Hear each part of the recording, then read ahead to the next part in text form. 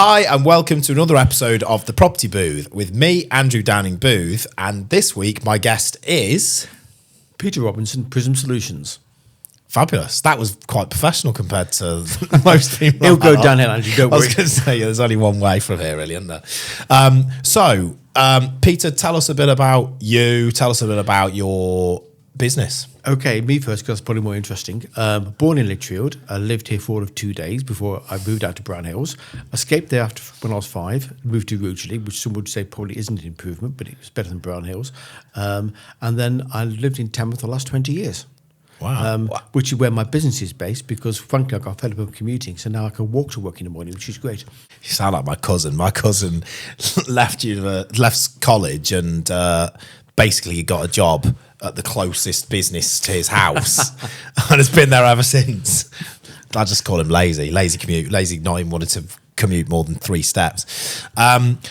So Lichfield for 2 days. 2 days. Born in Lichfield, basically. Born in Lichfield. Yeah, and then, funnily enough, where the hospital was it the Victoria Hospital, which is now where. yes. Okay. So yeah. I was born there. So on my birth certificate it says Lichfield, so I'm a Cathedral City boy. That's how you sell yourself. Damn right. But then back to Brown Hills. Yeah, there were mum and dad both had their own businesses. Mum's business, she owned a chain of 6 pet shops, or pet food suppliers rather. So we lived in the flat in Silver Court above one of her shops there. And when my mum sold her shops, that's when my mum and dad bought a bungalow in Rugeley, which is where I lived from 5 to 39. Oh, okay, nice. No, tell a lie. No, sorry. I got married, didn't I? Monday detail. 5 to 26. Yes. Then I got married. Then I moved out. Then I got divorced. Then I moved back in again. And then I got a bit Trace and moved out again. So back to Tamworth. Over to Tamworth then. Yes. So. Yeah. Okay. And you haven't told us about your business. Oh, God. I'm an insurance broker, Andy. Let's be honest. No one wants to hear about hardly that. the sexiest occupation you can have through this door, am I? But I'm what's called a necessary evil. When I left school when I was 16, I was being fast-tracked for Cambridge. But my father, who was an insurance broker, basically, and this is deadly true, grabbed me by the throat and told me if I wanted to go to Cambridge, I could leave home that night, or I could join the family firm. And I bottled it. And I joined the family firm. So I became an insurance broker at 16. My dad died when I was 19. I became MD of the company. At 19? 19, yes. All my mates were Wow. enjoying themselves at university, and there's me being terribly, terribly boring and dull and sensible, being an insurance broker. Yay. That lasted till I was 24 when we sold the business because Mum wanted to retire. And I retired. That was good fun. Retired at 24. 25 and broke was not so good. So then I went to work for the guy I'd sold the business to. And stayed there till I was 40, and then by then I'd met my new wife, Tracy, and she was basically saying, "So, why are you doing all these ads and making somebody else a load of money?" You know, I couldn't come with a straight answer to that. So we formed Prizm, and Prizm it's PRI, the first 2 letters, which stands for Peter Robinson Insurance. Now, I asked my mates to think of a word which some of you are beginning with PRY, and I can't possibly use that word on the radio because you get edited out. But I said, I'm not going to have that as a logo. So we went for Prizm instead, and that worked for us. So, hey presto. I think that other word would probably have to be bleeped out. Yes, it probably would be. Yes, it would be. No, fab. So it was mainly because you were working all hours God sends, but for someone else. Yeah, exactly. I mean, I still work with the As God Sends, but it's for myself now. Yeah. But no, I was earning them an awful lot of money, which is the job of any employee, of course. But I just got to a stage where I was commuting from Tamworth to Walsall every day, which is not the prettiest place on the planet. And especially because I'd try and get there early in the morning so I could come back and see my kids at night. But that meant leaving the office at 5 o'clock, so I'd get caught in the rush hour every night coming out to Walsall. And I just lost my sense of humour doing that. It just drove me just too much. So, Did you regain your sense of humour? Andy, I'm talking to you. What do you think? No, clearly not. I've seen you in a green suit, man. I didn't laugh. So what does that say about me? I can control my sense of humour quite well because I'm known to having a foul mouth. So I'm on best behaviour today because I don't particularly want to get the whole conversation bleeped out. I'm getting a lot of guests at the minute that have got foul mouths. No, that is so interesting though. That was the same with me when I opened up on my own. I kept being told, "You're working stupid hours. Why don't you just do it for yourself?" Both of the last 2 companies I worked for replaced me with 2 people, which says is it all, doesn't it? yeah. The company I left 2 years after I left, they sold out. So really? It does, yeah. Yeah, it does. I think this is it. It was that if you've got that work ethic, then you can't really go wrong in business. And to be fair, if you enjoy what you do, it's not work. Yeah. And I'm lucky. I mean, how sad is this? I actually enjoy being an insurance broker. I mean, seriously, people just think. I remember say years ago, "You're going to insure my car, then are you?" Like, no, because we primarily insure businesses. So we've got clients who our biggest client has got a global turnover of £100 billion. Nice. And our smallest client has got a turnover of £20,000. Yeah. So we insure everything in between. When that phone rings, we don't know what it's going to be. It could be a scrap metal merchant. It could be a radio station. It could be a cleaning contractor. It could be a manufacturing company. And you've got to have your bench switched on all the time because you don't know what you have to deal with. Yeah. And it's great. That keeps my mind young. Yeah, and it's interesting, I suppose, isn't it? Because It is. It genuinely is, because you have to find out about the company, you have to find out about the directors, their backgrounds, etc.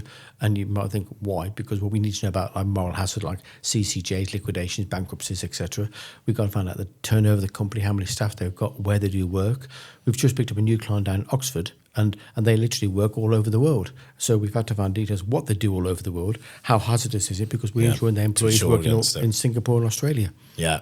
Yeah, so very interesting, because you've got to, because I suppose every industry is so different, Exactly. and every business within each industry is different. If you've got places abroad as well. Exactly, and we literally. Do you remember the Yellow Pages? Are you ordered from the Yellow Pages? I remember them. Yeah, excellent. Well, literally every business at Yellow Pages we can work with. Yeah, so it doesn't matter from.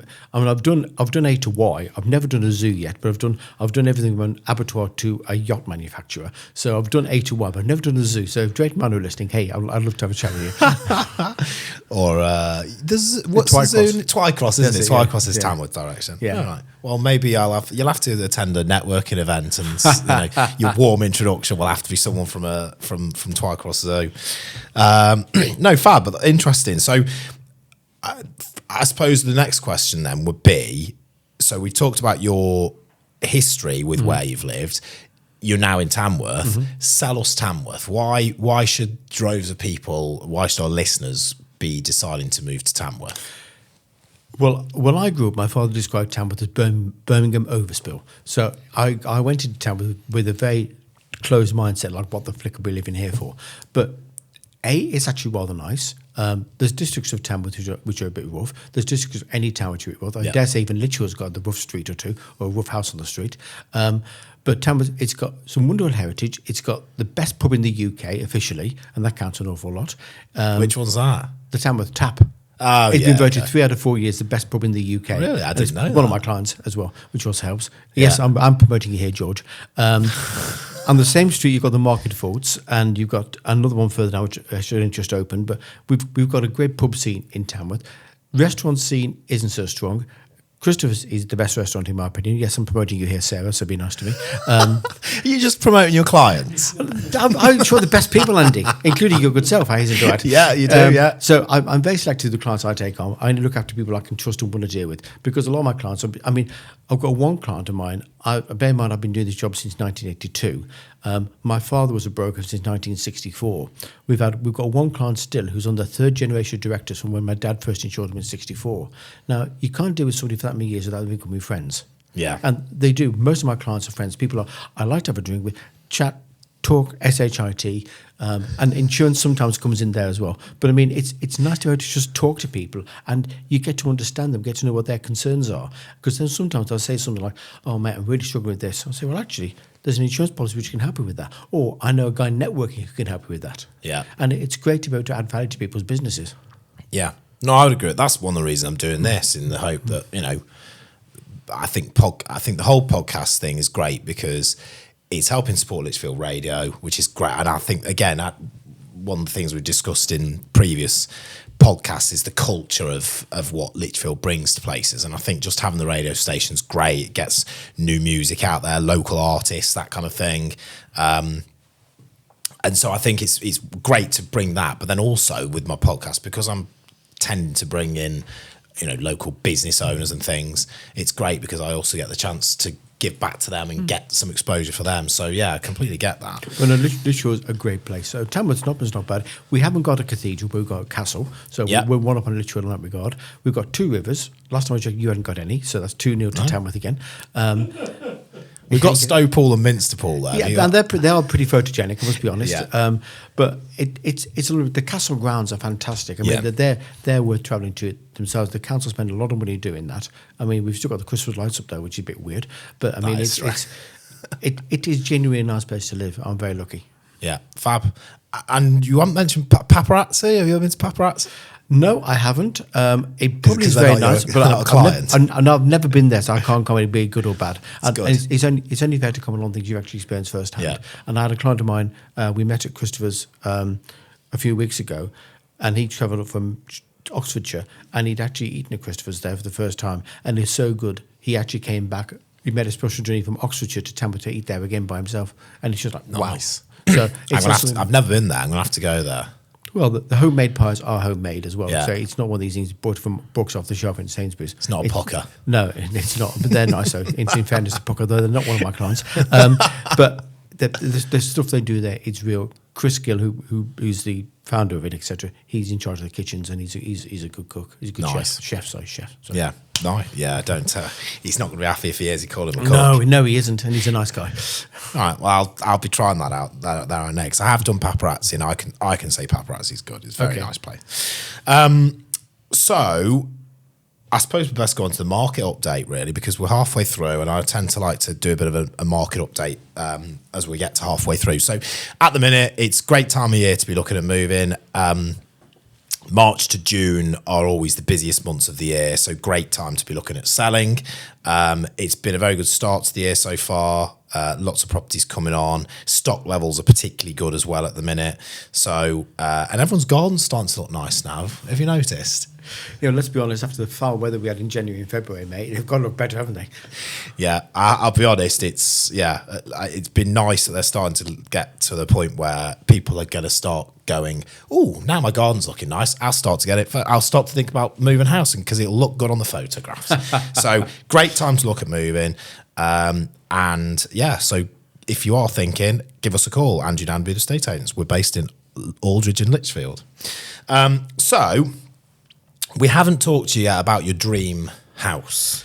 So it can be anything. It can be a house with a swimming pool with the Prizm emblem at the bottom of it. Behave. It could be a helipad. It's dead easy. I mean, I grew up in Rugeley, and my mum's bungalow. It literally looked out. We had the lawn, which went down steps. Then there was a canal. Then there's a field. Then a river. Then a field. Then the railway. And then a road, then fields. And that's what I looked out on for growing up all years, just countryside. Now, where we live now, it's lovely, but I look out the back window, there's houses there. So anything which doesn't involve having neighbours is great for me. I love the idea of just green fields all around, hopefully surrounded by barbed wire to keep them out. But no, I just love the idea of actually being able to breathe fresh air and just look out and not see anybody looking back at me. Yeah. And so the helipad, no. I've been in a helicopter several times, but I'm not going to find one of the darn things. Swimming pool? Indoor? Let's be honest. Indoor? Mate, I've got a mate of mine who's got an indoor swimming pool. The amount of maintenance he needs is not funny. So I think it's just a nice garden, because my wife loves a garden, so she keeps toying with the idea of buying shrubbery. I'm thinking, I don't think it's up for sale, but she loves the vegetable patch there on all the gardens. So a nice big garden, somewhere we can actually sort of chill out in an evening and, hey, presto, and just have no neighbours around. That'd be perfect. Yeah. I can't disagree with that. I grew up on a farm, so I was surrounded by, my view out was fields. Yeah, wonderful. Yeah, I can remember as well. One of my houses, so I've gone through a split. So when you go from like a nice house, because there's two household incomes, to having to go down to something small. Yeah. Went down to a 3-bed semi, which was a small 3-bed semi. It was the smallest 3-bed semi you've ever seen. But it was the top of a cul-de-sac. There was a field next door to me, and I loved it because it was that, feel of you're not got people on top of you. So I completely get that, love that, and I think certainly if the views are the big thing. It is, but these days, I mean, just driving here today, I noticed there's a whole big development going up by Cricket Lane, is it? Yes, that's the latest one in Lichfield. Those people there, because they've lived there for donkey's years, looking out over green fields, and now there's a darn great housing estate going up there, and that's quite good for me, I didn't swear. And I these days, where can you be sure they're safe? You've got to literally buy somewhere in the middle of nowhere. You have. Realistically now, if you're within a quarter of a mile of a settlement, there's every chance that they may build on it. So yeah, if Cricket Lane, yeah, they've had great views since. I mean, most of them down there are 60s houses, I would say 60s, 70s. So they've had that view for so long, and yeah, it's gone now. But I mean, whoever's on the edge of that new development, you might have that view for the next 5 years. It might be 10, might be 2, but yeah, you know, if you're halfway between Lichfield and I don't know which direction should we go, Hopworth, that direction, then you're probably fine. But if you're on the edge of a settlement nowadays, it's you're scuppered. Well, where I used to live in Rugeley, we had a detached house, so we had neighbours on the two sides. But over the back was just fields, which backed onto the house my mum was born in, just because she was farming family, which was great until they literally built several hundred houses there. Yeah. So all the heritage there, all the sort of walking the dog across the fields to mum's old house, sort of thing like that, just disappeared overnight, and he was never quite the same after that. No. So I do feel for those people in Cricket Lane. Yeah. No, I do. I get it. It's not. It's a big difference, isn't it? And it completely changes the whole vibe of where you live. Exactly. Okay, so where would it be then? Realistically, I'm 60 years old. I've no intention of retiring yet, so commutable distance from town is probably sensible. Probably one of the villages around, because Tracy on the wall, my wife Tracy, she's got a big map of ordnance survey with centres on our house in her office at home, and there's so many greenfields, so many villages around town, Clifton, Campbell, and Elford. There's so many lovely villages around us. Probably in one of those, I guess, to be honest. Yeah. Not looking Lichfield, just can't afford the postcode. Oh, you can. You can definitely afford the phone. You need to get a few more clients. Maybe we should speak to Paparazzi, see if they're or Twycross Zoo, and see if they'll. Well, they're both on. We're not doing too bad. I mean, the problem in our sector is we're deemed to be necessary. Nobody wants to buy insurance. I know that. Yeah. I mean, you're a lovely bloke and a lovely client, but you must still get an email from us and go, "Oh God, it's that time." Yeah, and I had one last week. Yeah, well, exactly. I mean, it's literally everybody feels that way about insurance. I feel about the same about our own insurances, but I know we can add massive value, because if the SHIT hits the fan, you need somebody there to help you out. And I mean, this morning we've dealt with 4 claims for clients already: 1 water damage, 1 legal action, can't remember the other 2, 1 motor accident, and that's what the insurance policy is there to hold your hand when something bad happens. Yeah. So yeah, that's all we do, and we as brokers, we deal with about 120 different insurance companies, different suppliers. So we'd like to think whatever you present us with, we can find a decent home for you, which gives you the right cover at a decent price. Yeah. So yeah, if Twycross are listening, I'm sure we can help you.